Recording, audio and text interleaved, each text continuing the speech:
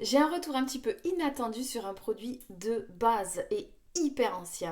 Je veux parler bien sûr du vinaigre de cidre. Alors à la base, ça a été utilisé pour son côté anti-inflammatoire pour une personne qui avait des problèmes de goût.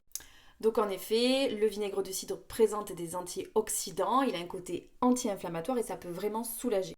Mais il se trouve que cette personne-là a dans le même temps énormément perdu de poids. Elle s'est affinée au niveau de la graisse viscérale.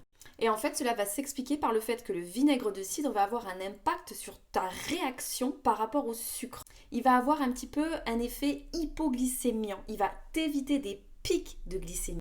Il aurait même des effets assez sympas sur le cholestérol.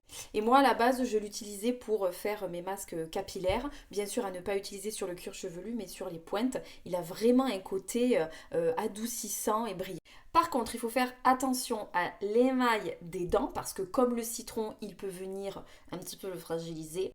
Donc, on le dilue bien avec de l'eau et on ne fait ça qu'en cure. Ça ne devient pas une hygiène de vie quotidienne sur du long terme. Ensuite, pour tous ceux qui ont des petits problèmes gastro-œsophagiens, on évite.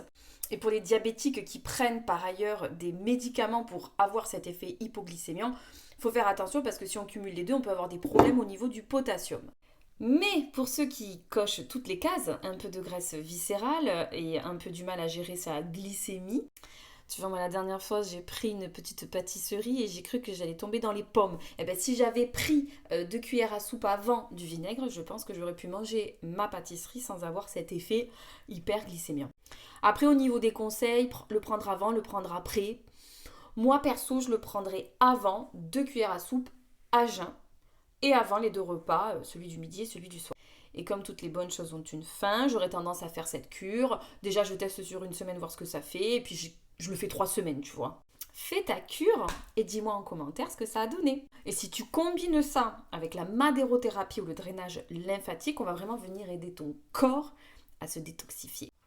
Et pour plus d'astuces bien-être, abonne-toi. Merci.